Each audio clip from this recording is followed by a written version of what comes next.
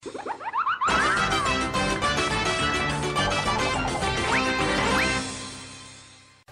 geocachers, welcome to another episode, number 4 on Worldwide Geocaching Podcast here on My Podcast Radio.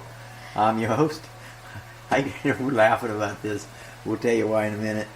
With your host, Hiker James, 52. And Crazy Critter 66. Alright. I couldn't get the right name out there for where we was at, you know. Hey, while I'm thinking of it, we have made a change in our platform. We're not on Podbean anymore. We went back to Spreaker.com. And the reason we did that is because Spreaker gives you a whole lot more for your money. A lot more places that they posted on, and a lot more. We've got 45-minute talk time now instead of 30. Half the price. I just play it like that. Spreaker.com is the best that I've found since I've been into the geocaching or any podcast that I've done. So we went back to that. And so if you see something new from Podcast Radio, you know that's us. It's still there. We're trying to we got everything, the last 3 episodes that we've done.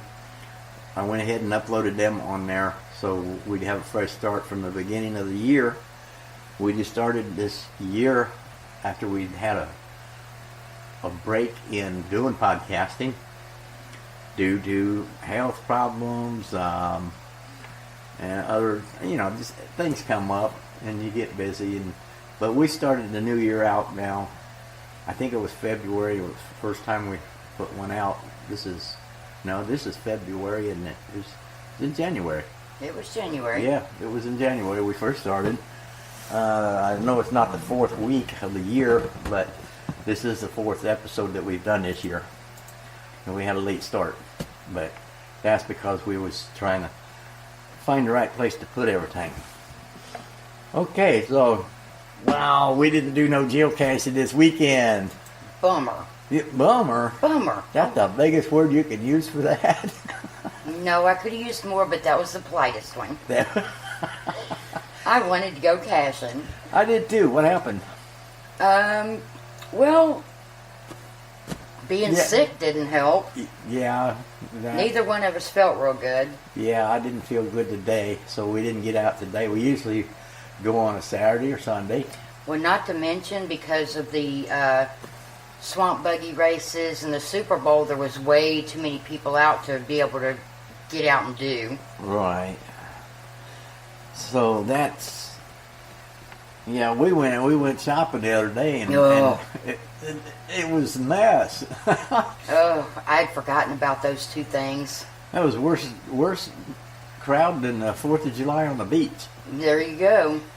You have to play Pac-Man. Now, when we go to a store and do our shopping, we get a cart.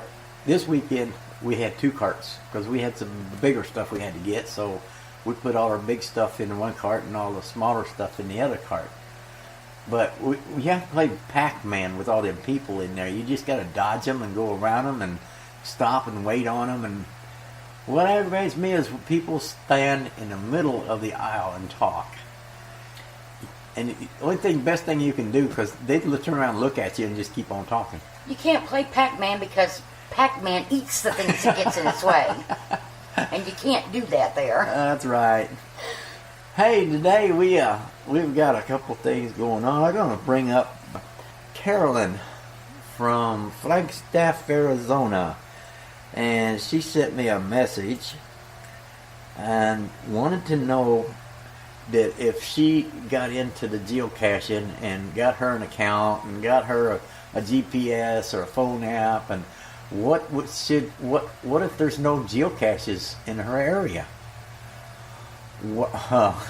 We've traveled a good ways to find them because there wasn't many in our area. Many, but there were some. Some. Yeah, I mean, when you get hooked, hooked is not a good word for it, but when you get into the game, a 30-mile radius, that's about what we draw our line at, 35-mile radius from where we're at. And it's going to take us forever to find them all. That's true. You go one direction one weekend, go another direction the next weekend, and then there's some that you didn't get the first weekend, so you go back that way to get some more. We've done that. I like to start out at the 35-mile radius and then work my way back toward home. Mm-hmm. And if you don't have time to get them all, you don't have to go so far the next time. That's true. Yeah. So anyway, the answer to her question is, if you don't find any geocaches within 15 miles of your home, you're one of the few unfortunate people. Yeah. Unless you live in the Navajo Nation Reservation in Arizona, which is pretty much barren. There's hardly maybe a couple geocaches around that. But unless you live on that reservation, you're not going to have a problem finding anything. And here's what it is. It comes down to, it's free to join Geocaching.com. You can join for free. The app for your phone is free. You don't have to go out and buy a $200, $300, $400 GPS. Which is nice. Right. And if you like it and you're enjoying it, you can see the difference in basic, free, and premium membership. And I think I've said this before, that when I first started out, this back in 2011, I went to free, and I checked it out, and I went out and found me a couple of geocaches right away. One of them was just maybe 4 blocks from our house. Yep. And the next day, I signed up for a premium membership because you get a whole lot more, and it's only $30 a year. But you know, I'm still on free, and there's a lot around here that I can find. Yeah, we haven't found any yet that was just for premium members only, which there are some where you have to be a premium member to get the coordinates to it. But don't think that you're not going to find any if you're not premium, because you will find quite a few that are not premium. Right. Yeah. It's just some extra things you get on the page that, Yeah. you know, like these statistics, you know, Right. things like that. Tells you how many you've gotten, the farthest away from home you've gotten one, the closest. I've got more going north than I have going east, you know, and things.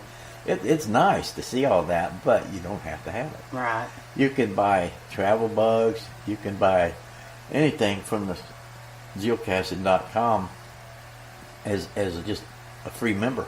Mm-hmm. And I had a GPS. Oh, I've had 2 GPSs. The first one gave out on me. They gave out on me in the middle of the lake. I was trying to navigate myself back to the boat dock. And it gave out on me, and I was lost, and it was getting dark, you know. So I gave up and went and bought me a new one, and I gave $180 for it, and I think that was the cheapest one I found. It was. Now, you know, you're going to pay at least $200 or more. Yeah, no doubt. And I'm telling you, the app that goes on your phone from geocaching.com, it's free, and it's more accurate. Mm-hmm. We found that out when we went to look for some geocaches that we couldn't find with the GPS. Got us a lot closer. Right, it'll get me within a foot of it. Right. The GPS would get me within 18 feet, and that's a big area, a big radius, if you don't know what you're looking for. Oh, yes it can be. Now, you get a foot away from something, or a foot radius or whatever, even 10 feet radius, you're gonna find it. It might take you a little longer if you don't know what you're looking for. A lot of things that you're looking for is in the comments and in the descriptions. Just do a little reading first. Yeah. We've went back as far as sometimes 6 months on the comments, and somewhere somebody's got a picture of it, what you're looking for. Or Well, I can tell you when they say, please try to avoid putting spoilers on. Uh-huh. Oh, people do it They anyway. do it. They do it, yeah. And you can do about it, but Nope. and still people say it's not there. Yeah. Do not say that it's missing. Do not say that it's not there. Don't say anything like that. If you can't find it, just go DNF, which did not find, and put on there that you'll try later or whatever. And when the owner sees that, chances are he'll go right out and check to see if it's there or not.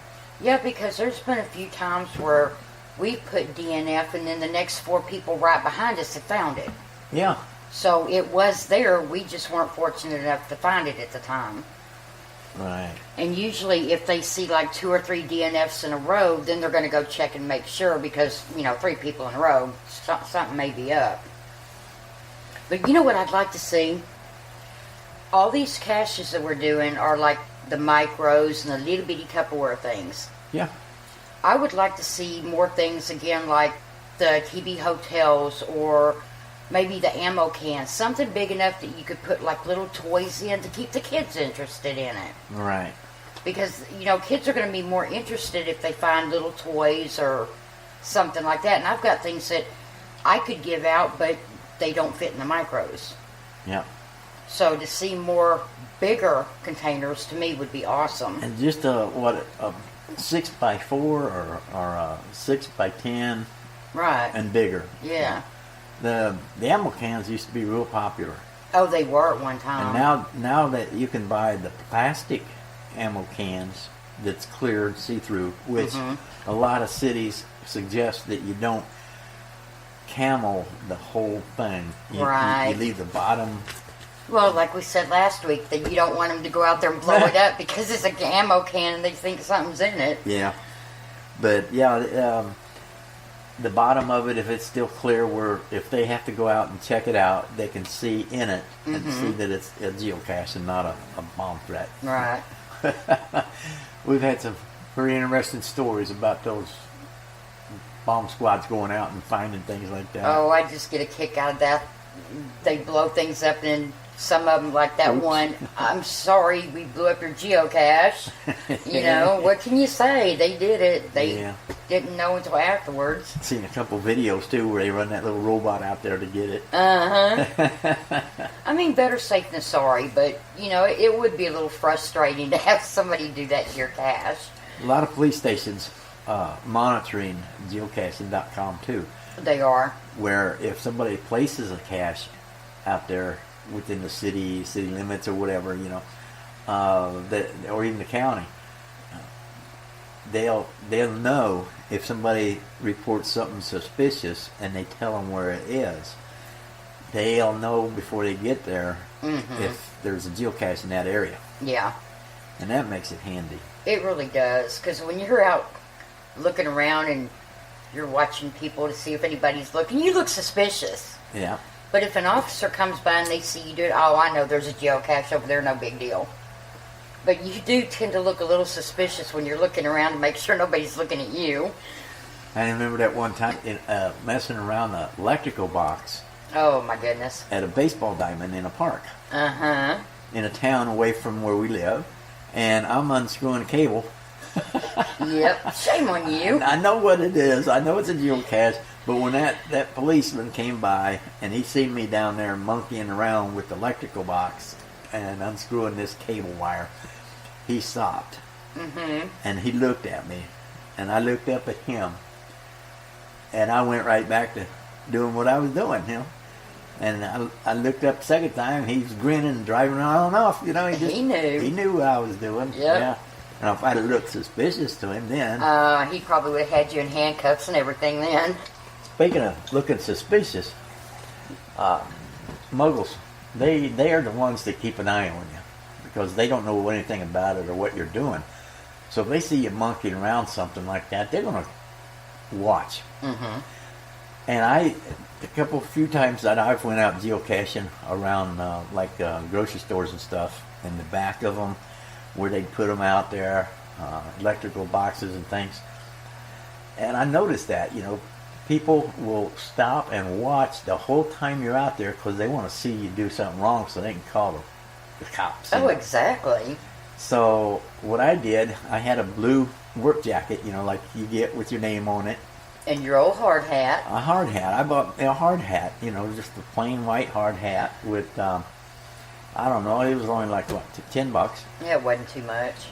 And I got a bunch of geocaching stickers then it says I'm a geocacher, and then the geocaching emblem, and I put stickers on my hat around it to where it looked like it might, from a distance, might say something about the power company. Or, Right. They don't know. They're not going to notice if they're not that close to you. Right. And I'll be looking, and I see a muggle watching me. I'll take my GPS and hold it up to my ear like I'm talking to somebody, and not watch the guys, not let them know they see you, but point up in the air at a pole or something, and I had a little clipboard, one of those small notebook clipboards, and I kept all my paperwork on that, where I was going and what I was going to find and where I found it or not, and I would carry that and my ink pen, my GPS, my hard hat, and my work jacket. And when they see somebody out there that looks like the official business, they look once and they go on. See, and that's where my camera comes in handy. You do your work thing, and I stand out and take pictures. They see me take pictures. They don't pay attention to you. It's like, oh, okay, I'm going on now. Yeah. So you got something to distract them where they don't realize what you're doing, but they don't sit there and stare at you. Because who's going to stare at somebody taking a picture? Or if you're looking in the bushes and stuff, or you could always, if anybody questions you, what are you doing? We're inspectors for bugs or something, and somebody reported that these bushes are starting to get some kind of little bug on it, and we're, yeah. Yeah, I'm sure. Oh, well, I lost my contact in the bushes. Ain't going to work. We're geocachers. What's that? Well, Here you go. But see, if you explain it to people, then more people get interested in it, too. Right, yeah. A lot of people don't know about it. I made some cards up. I had a printer I had that I could do business cards on, and I made me up a couple sheets of them. That's probably about 12 of them. 20. It was 20 on 2 sheets about geocaching. Go here to geocaching.com to learn more about geocaching, and just everything I could think of that I could fit on that business card about geocaching. And I always carried one in my wallet. And I know, if the police ever stopped me and asked me what I'm doing, I'd show them that card and say, I'm geocaching. And here, if you want to learn more about it, look it up. It might come in handy when you see somebody else snooping around. Oh, we went to restaurants where they had a geocache out in the back, and the people at the restaurant had no idea, and they would come out, what are you doing back here? Right. So there you go, hand them a card. Hand them the card, explain it to them, say, here, look it up, this is what we do. Well, one lady says, hey, that sounds kind of interesting, I'll check it out, but we didn't know it was back here. Yeah. So they thought we was doing something we shouldn't have been, but once we explained to them what we were doing, it was okay. Right. Yeah, that woman come out and asked us what we was doing. We told her, and she had no idea. No, it's like, what is that? I said, well, we'll come in and talk to the manager and let her know what it is. I said, okay. So then another one, I don't remember what restaurant it was. It was in the back on the power box, electrical box. And you wasn't with me on that one. No, I was going to say, I don't remember. That was a hard one to get because the electrical box was out back, right outside the back door where their employee smoking area was. Oh, yeah. That would not be fun. And I sat in the car and waited, a couple, 3 people come out to smoke a cigarette, and I waited until they went back in, and I started to walk up there, and here comes another person out to smoke. Kind of hard to get by when you got people coming in and out all the time. Yeah, when it says watch for muggles, they're the muggles. Yeah. That's what they are. They don't know anything about it. They don't know it's there. And so there you go. And that's a lot of reason they want you to get permission when you put something around a restaurant or a store. They want you to have permission from the people who run it so they'll know what's going on. Yep. Yeah. I mean, that saves a lot of aggravation with them calling the police on you saying, hey, we got somebody out here looking suspicious. Just go in and ask them if you can place a geocache. Yeah, no big deal. No, not at all. What was that one restaurant we went to, and it was right there by the front door of the place. Oh, my goodness, I don't remember. The one in Ohio? Yeah. Oh, yeah, I don't remember. And people sitting there all these big glass windows around the place. Right there. Mm-hmm. And we walked up there. We had an idea where to look. We wasn't there very long to find it. Well, we walked right up there, grabbed it, and we used, I think it was a newspaper stand they had outside there. Yeah. We used that to sign the log with and everything, and put it back. So, but yeah, you go up there looking around the windows and stuff, and people just on the other side of the window sitting there staring at you, wondering, what is he doing? Right. There's ways to get around it, you know. You know what gets me, though, and I laugh at this every time I think about it? You hear these people watch for muggles. Okay, now, how can you watch for a muggle if they put these in areas where hundreds of people are all at one time? Yeah. I mean, out in the woods, okay, you know, but like you said, in front of restaurants or stores where there's people all the time, it's kind of hard to watch because you got so many out there. Right. But, you know, all the muggles are they're people that don't know anything about it, and when they see you doing something there, they're curious. They want to go and see what it is you found. Yeah, they're curious. And when they find it, they say, look at all this stuff in here. Mm-hmm. I could use this. I got a nephew or a grandson that, you know, they can play with this little toy or little car or whatever. Right. And there you go. You know, it's gone. Well, that one geocache I hid in the park. I hid it underneath. It was in a magnetic car. Oh, the one under the merry-go-round. Yeah, the merry-go-round. I slapped it up underneath the merry-go-round. It had like blue and red dividers on it, you know, and I knew which one I stuck it on.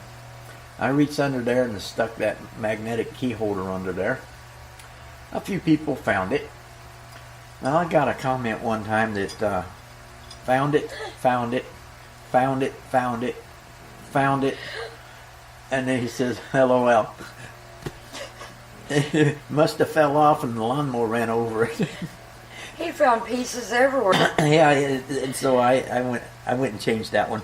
It's time to put it somewhere else. Kids get on the merry-go-round, they start running around it real fast, and it slides until it hits a spot that's rusty or something and falls off, or they bounce up and down on it while it's going. Yeah, we never thought about that when you stuck it under there. Right. We did learn, though, not to do that again. Anything where kids are going to be bouncing or spinning or, yeah. Yeah. So, it hit and miss. So. Yeah, pretty much. Learn as you go thing. It's no big deal, you know. I mean, that's why you want to buy the cheaper things. Yeah, cheaper things and cheap containers. Mm-hmm. But don't get too cheap a container because they'll crack and get water in them. Oh, yeah, we've run across a lot of wet logs and the stuff in it was wet, and yeah. We carry extra paper and the little pill baggies. Right. I mean, you can get, 100 pill baggies in a pouch for $1. Mm-hmm. And it's like a little Ziploc baggie. And oh yeah, and when you have the log sheets and they're wet and they don't have one on, there you go. You have an extra one, stick it in there for the next person, it'll be dry. Right. And, you know, they're only like 1.5 inches by 1.5 inches. Right. So you roll your paper up and stick it in there and you're done with it. Mm-hmm. Something else I had brought up or wanted to talk about here is events. Somewhere in your state, there's always an event going on. We have one, 8 miles from here? It's every month, once a month, they have a get-together. It's a meet and greet. Right. And everybody meets. It's a little restaurant, and you can order breakfast, drink coffee, whatever you want to do. If you don't want to, just go up there and join the crowd. There's usually about 8 or 10 people there. Then afterwards, you know, it lasts about an hour.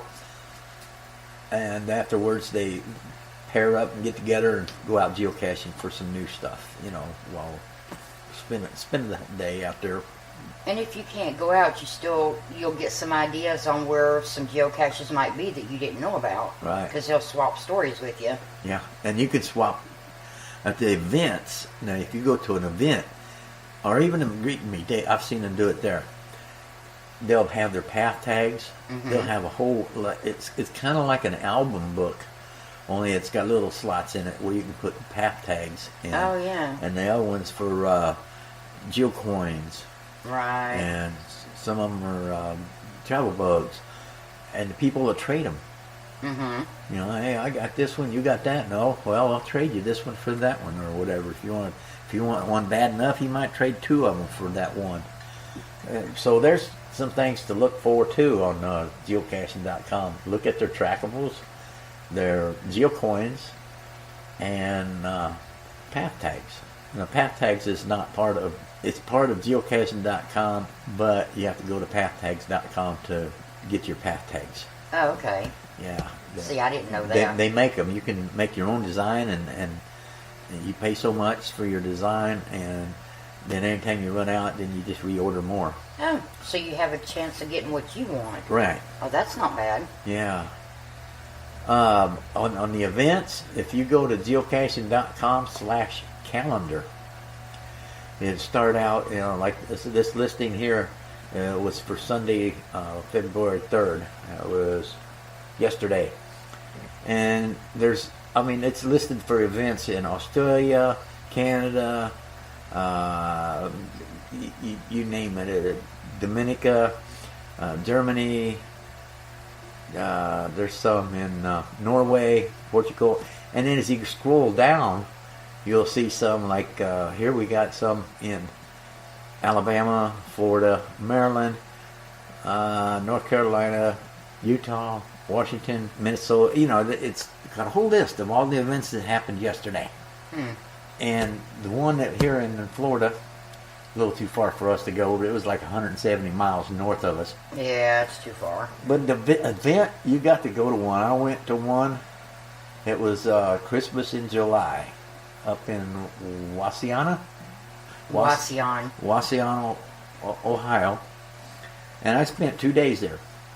Camped out in the back of the SUV, took my sleeping bag and pillow and put the back seats down, and you know, I got tinted windows on it. I mean, it was just like living in a little small camper. Very small. So they have all kinds of little games and things, you know, like poker runs. They have all kinds of geocaches and stuff set up, and you go out and find all the geocaches that they've hidden for that event.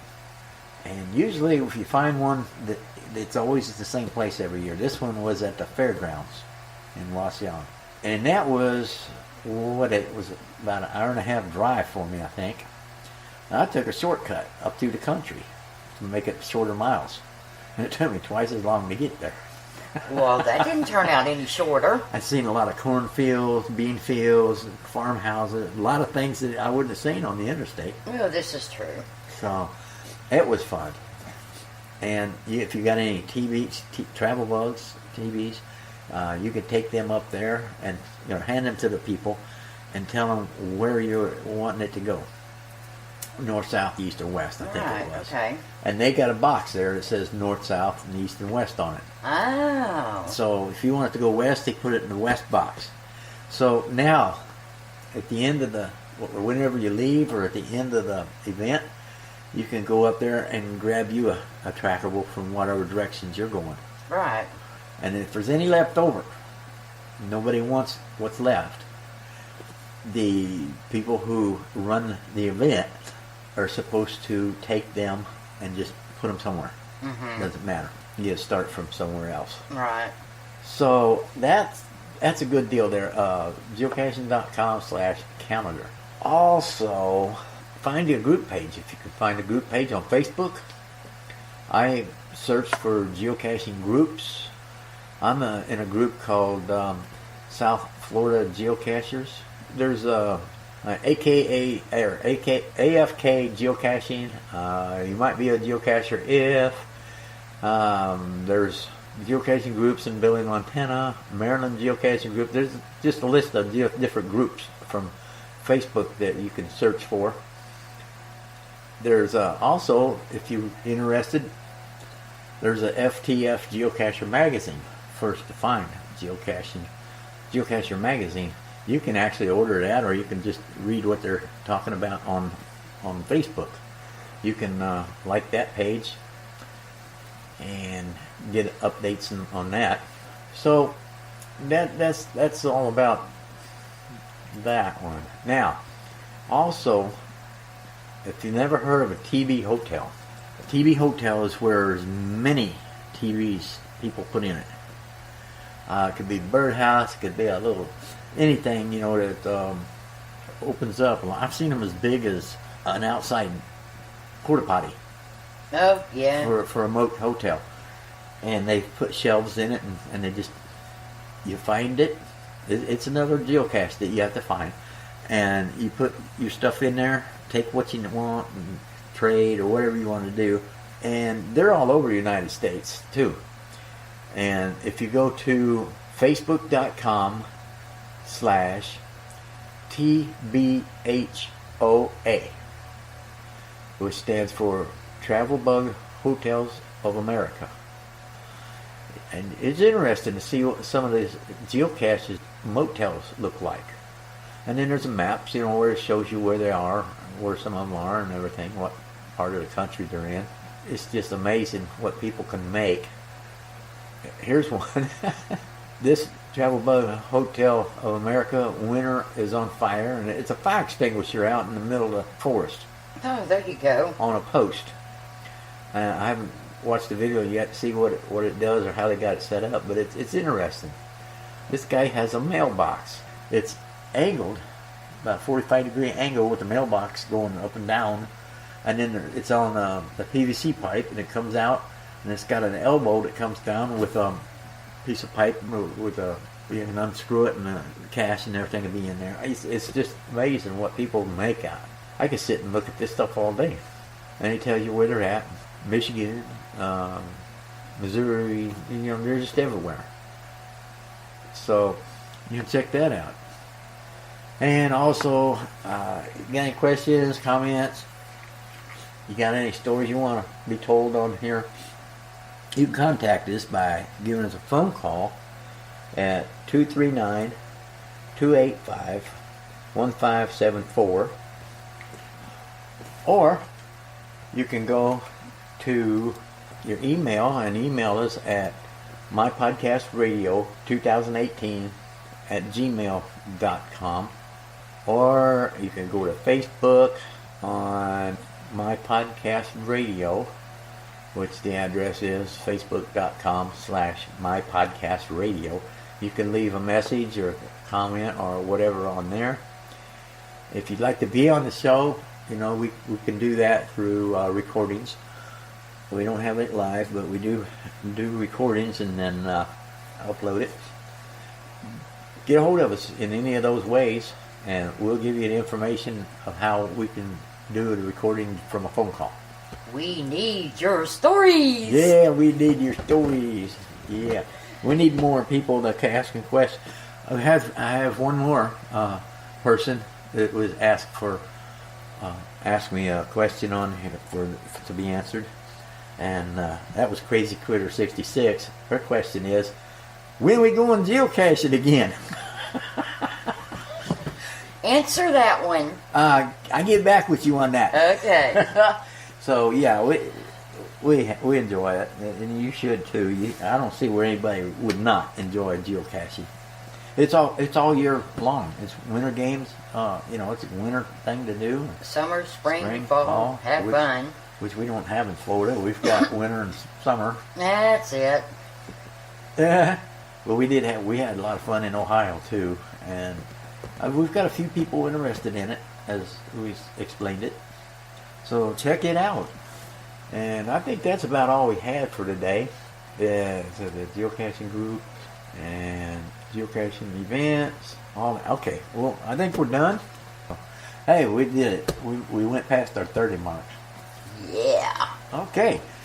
Well, been fun talking to everybody, and we hope we hear some response back. And until next Monday, keep on caching.